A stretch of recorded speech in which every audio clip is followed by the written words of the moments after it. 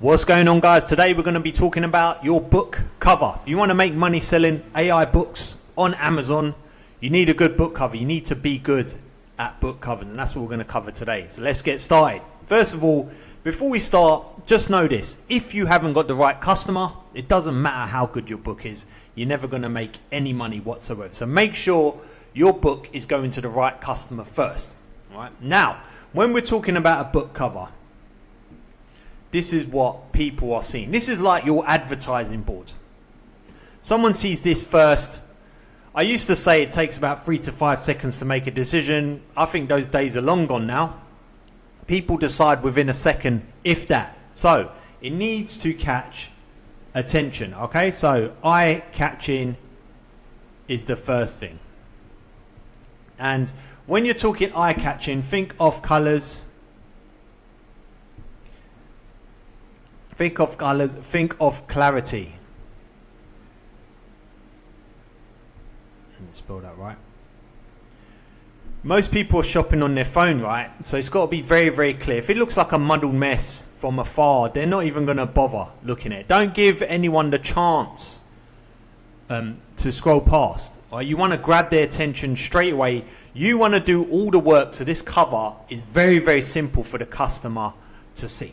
Right? Let's talk about the way you do your title. When you're doing your title, you want your title to be pretty much most of the cover. So I'm going to write that title here. The customer's going to buy your book based on the title. So if the title, they can see it first of all. All right, so let's add that in there. So the title, they can see clearly. First of all, they've got to be able to see the title clearly. Understand straight away. Like I said, less than a second. Okay?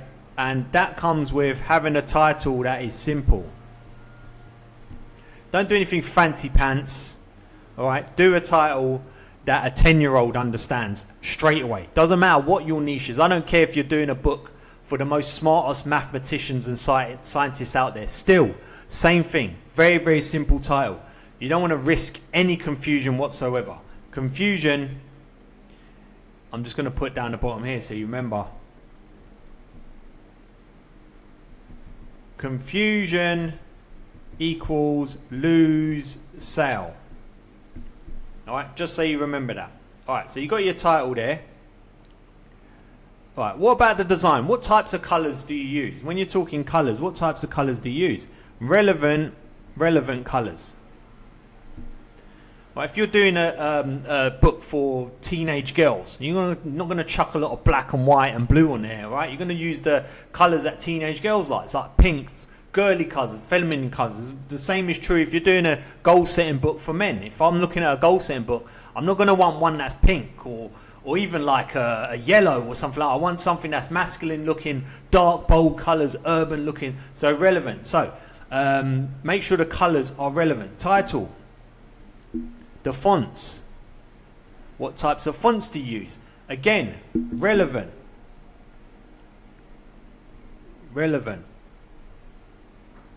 If it's for women, like flowing, feminine styles fonts. If it's for men and it's something about strength, something about strong mind, strong will, then you want a solid font. The font, here's my rule about the fonts, okay? The font should look, someone should be able to tell what the book is about from the font, not the words. Does that make sense? Okay? So, if the font's like flowing, if you had a neutral word, I don't know, table. If you had the word table there, men, women use table, but it was in like a flowy calligraphy text, you might say that table's for like more feminine, or for seniors, or for people that like calligraphy, that style. Whereas if it was like really fun looking, bubbly, you might say that's for kids. Or if it's really like gritty, falling apart, you might say that's for men. See? So think of, when you're thinking of the font, think of the font without the word. So it looks relevant to the customer. Okay, without words. So without words, it still appeals to the customer. That's a good skill to have. All right. So fonts super relevant. Make sure that your typography, like the words look interesting. Okay. Don't use some bog standard font from Canva. I see people doing this all the time. They're in a good niche.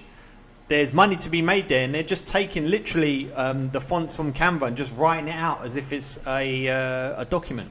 All right, your title isn't a document.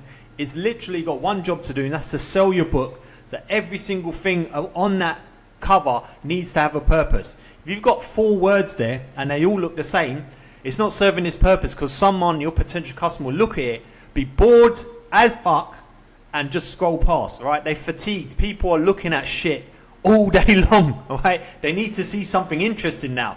Dopamine levels are at an all-time high. They need something interesting, or they're going to scroll past. So make it look interesting. Use different fonts for each word. Okay, make sure that every single word is a different font.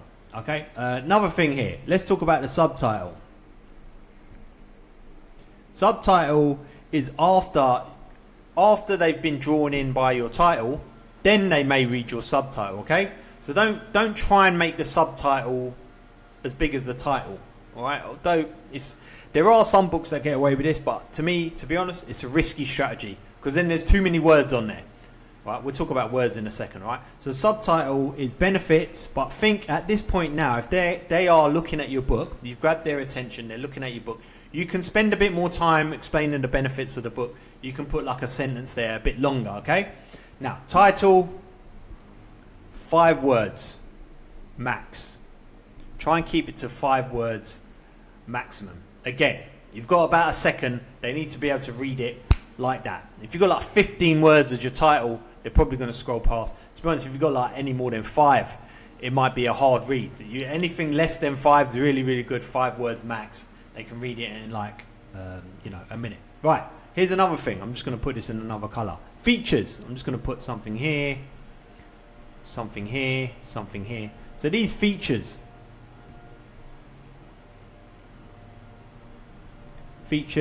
Just for example, if you've got a puzzle book, it can just say it can literally have 500 there.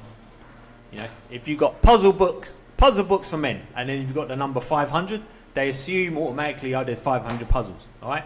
So these features are dotted around. Features you can have clearly big enough so they can read it from thumbnail sides, which is a good idea. Like I said in that example. They can see straight away it's 500. That could be enough for them to click. Okay, so these features dotted around. But you can have like one feature that stands out, say 500, and then when they look closer and they're looking at the subtitle and they're paying more attention to the book now, you can have hidden features as well. So at title size. Sorry if you can hear someone doing gardening out there or something. Title size and hidden